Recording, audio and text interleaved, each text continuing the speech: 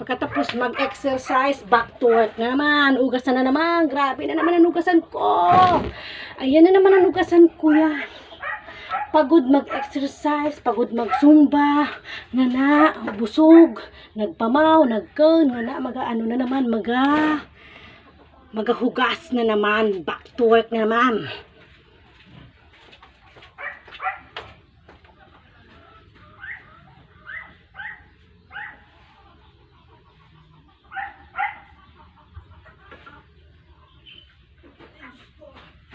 Lambak na naman hugasin. Ayan po, ang hugasin ko naman. Back to work na naman na nagkapon. Gaya kahapon na naman. Back to work na naman tayo. Ay nako, hindi matapos-tapos. Exercise na naman. Dung dumayang, arubay ka rin daw. Lord, may work sa bahay, hindi po natatapos. Ang work sa bahay, pag inintindi mo masyado, nakaka-stress. Dapat konting pahinga, konting marites. Kasi pag inisip mo yung gagawin agad-agad, you will be stressed enough. Don't you know where you're going to? Don't you know where you're going to? Pag napagod ang isang tao, na-stress. Pag na-stress, madi-depress. Pag na-depress, nagaganon. Pag na-stress, manganat. Kasi pagod. Manganat kasi pagod. Hindi naman yung manganat patay, hindi. Pag nasobrahan sa work, pag nasobrahan sa kaiisip, siyempre mamamatay din. Kasi yung mga stress yan, lahat yan ng mga katawan natin. Pag na-stress ang isang tao, ayun, nagagawa niyan. Yung mga parts ng mga body natin, parang nagkakasakit din. Yun. Minsan na-stress tayo. Hindi na tayo kumakain. Na-stress tayo sa mga work, sa mga bilihin ngayon. Yun po, yung akala nating 20 kilos lang ang kilo ng bigas, yun pala asukal. Baliktad, asukal.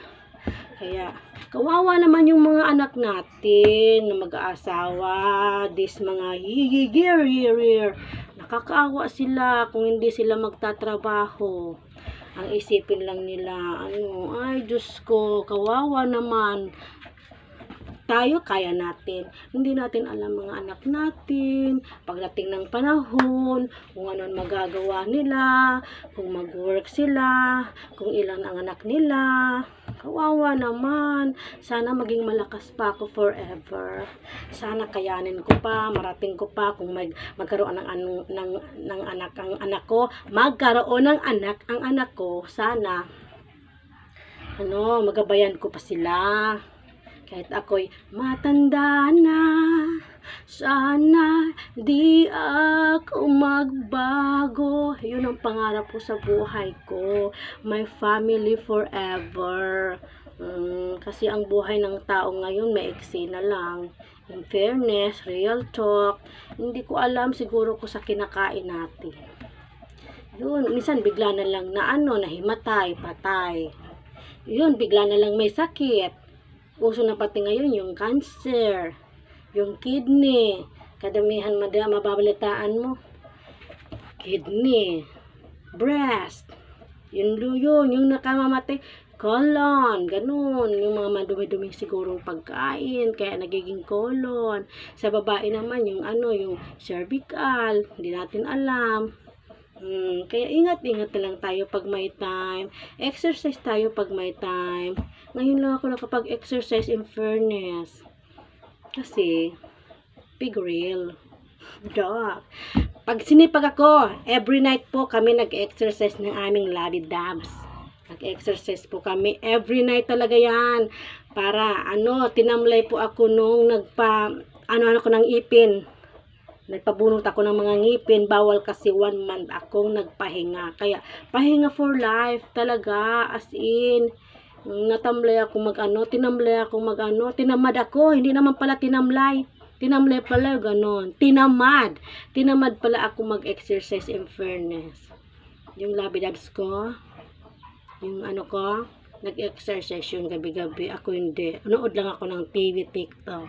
Ngayon na ano ko, sana mag-exercise na naman ako kasi, Jesus, mahalin natin ang life natin kasi ang sarap mabuhay kaysa patay.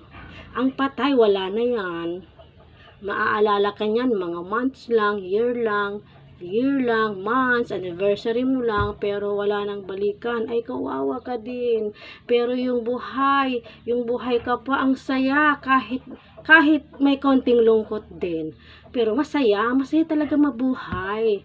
Nakikita mo yung mga tao, nakakahalubilo ka pa. Na ako in fairness, tingnan mo, nakakapag-TikTok ako. Ako sa Reels. Ayun. Na ipapakita ko yung galing ko sa arte doon sa TikTok. Arte talaga yun. Kahit pagkanta, marunong ako magkanta in fairness.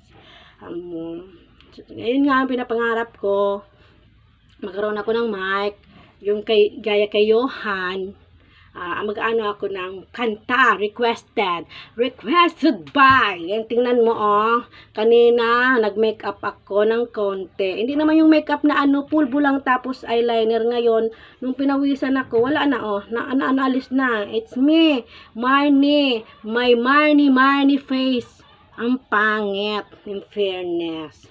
Ayan po. Ito rin, namin ko naman, di naman talaga ako pangit. Nagmamaganda din ako eh. Lahat naman tayo maganda. Lahat tayo may tsura. Lahat tayo may beautiful face. Ewan ko sa kanila kung may beautiful face din sila at beautiful inside and out. Ako hindi ko alam kasi nagmamaganda din ako eh. Tingnan mo Kahit hindi naman maganda, nagmamaganda. In fairness. Sabi nila, hindi ka nga nahihiya mag-TikTok. Ba't man ako mahihiya? Wala naman akong hiya. Ba't naman ako mahihiya? Wala naman talaga akong hiya. Kanina, pag-exercise ko, ay sus ko, grabing tambay ko doon. Ngayon, hugas na naman pag may time. Yan, ang tambak yan na. Yan, nakita na naman yung abs ko. Pag sinipag ako mag-exercise, mawawala yan in 1 month. October na sa linggo, pagpasok ng October, ayan, gabi-gabi ako dyan mag-exercise.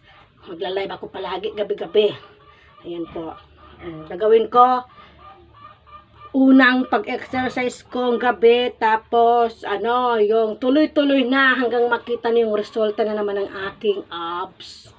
Kasi dati pumuyat ako, naging 55 ako in fairness. 60 ako, naging 55.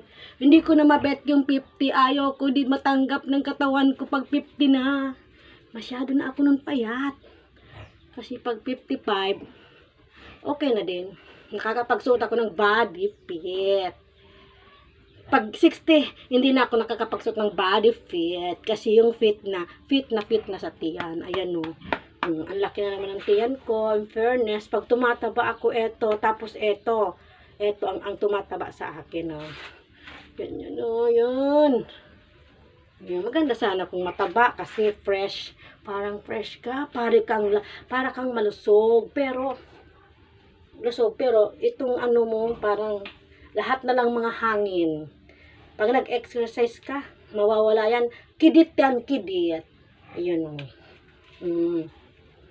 Hindi ako makapag-upload. Why daw?